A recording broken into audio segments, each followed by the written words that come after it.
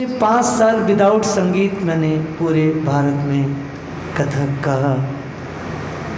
अब लोग कह रहे तो फिर दोबारा से रिमाइंड हो गया सब। संगीत बुरा नहीं है, लेकिन आप कंप्लीट तो कुछ दे के जाएंगे ना मनुष्य को, ऐसा मेरा आग्रह रहता है। भगवान मीठे लगने लगे दिल में, जगत कड़वा लगने लगे दिल में।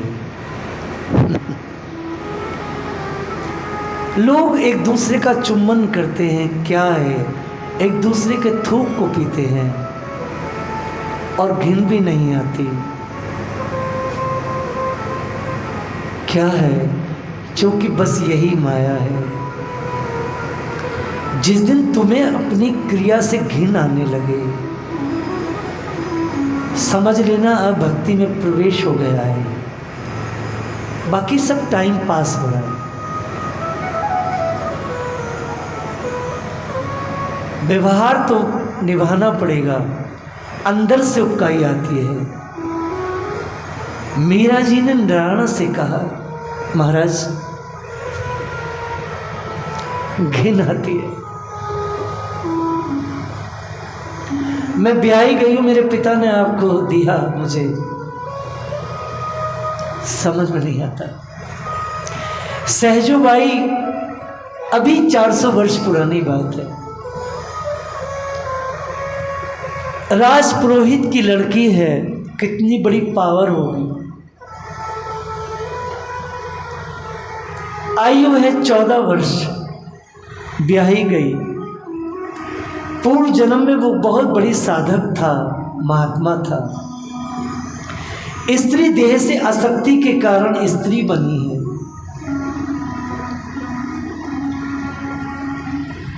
पूर्व जन्म का गुरु राजपुरोहित की लड़की के विवाह में निमंत्रण मिला था।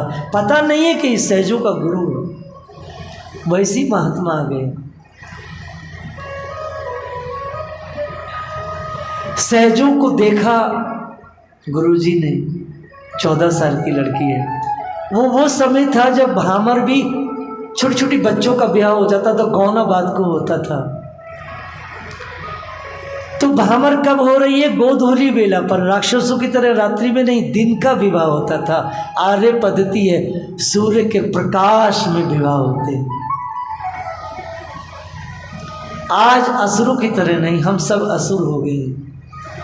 रात्रि में करते हैं, आधी रात्रि में खाते हैं, भयानक राक्षसों की तरह। सो देवियों देवताओं, सहजों को देखा, भामर पड़ चुकी थी। भामर पड़ गई तो गुरु अब संत है, तो संत ने भामर में कहा सहजों से, अरे सहजो, पहचाना मुझे? शब्द ब्रह्म है, अर्थात ईश्वर है, कभी नाश नहीं होता, अंतरिक्ष में सेट हो जाता है। सहजो विवाह माने भोगशैया, माने मलमूत्र के बिछोने पर सोना।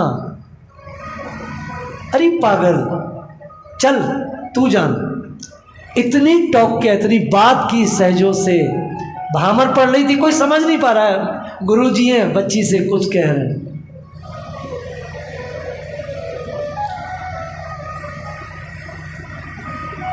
सहजों के कलेजे में जाके बात लगी।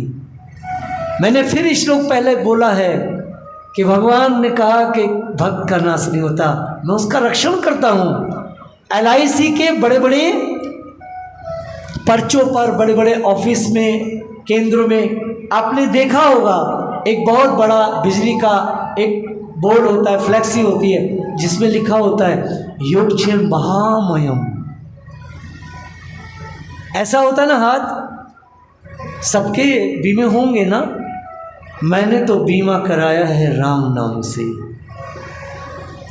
ऐसे वो मूर्ख हैं, पापी।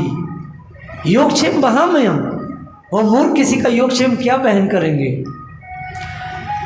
इस वैदिक शब्द का और इस वाक्य का अर्थ योगक्षेम महामयम, अर्थात भक्त का नाश नहीं होता, भगवान योगक्षेम वहन करते हैं, मतलब उसकी भक्ति का रक्षण करते हैं। और जो चीज़ नहीं है भक्ति के लिए, जो एलिमेंट चाहिए उसको देते हैं। इसे कहते हैं योगक्षेम महामयम। ये नहीं कि कुत्ते बिल्ली जैसा भोग देंगे भगवान, योगक्षेम महामयम।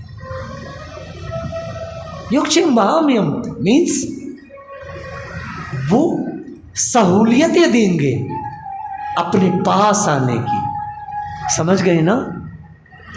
वो मेरे पास, वो अपने पास आने के लिए हमें स्टेप बाय स्टेप चीज़ें देंगे, चीज़ें देंगे।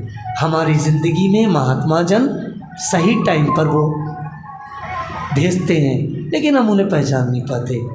और वैसे भी आजकल आपको पता ही है, सारे हाईटेक महात्मा जेलों में बंद हैं। जनता बड़ी परेशान है, किस पर बिलीव करे किस पे ना करे। जनता कोई परेशान नहीं है, क्योंकि तुम्हारा जैसा करेक्टर होगा, तुम्हारी जैसी वृत्ति संस्कार होगा, उसी के अकॉर्डिंग तुम्हारा गुरु होगा। इसमें जनता बोली बाली का अपनी अपनी वृत्ति संस्कार से हम लोग मार्केट में गुरु फैले हुए उसको पुटअप करते हैं, उसको लेते हैं। इसमें सिंपल, इसमें क्या बुरा मानना। जिसका जैसा संस्कार वहीं जाके वो अटक जाता है।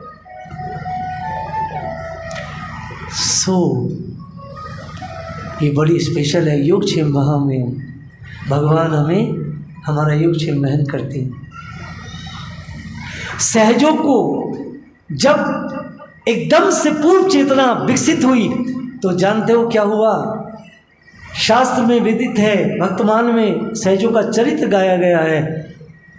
नाभा जी ने लिखा कि 7-8 बजे जब सब खा पी के सो गए तो सहजों घर से भागी, और राज पुरोहित की बेटी थी, सारे सैनिक लग गए ढूंढने में। और जानते हो, गांव के पास ही एक मरा हुआ भैंसे का कंकाल था, उसमें वो छुप गई। ऐसा कंकाल जिसमें इतनी दुर्गंध हो कि हम मर जाएंगे।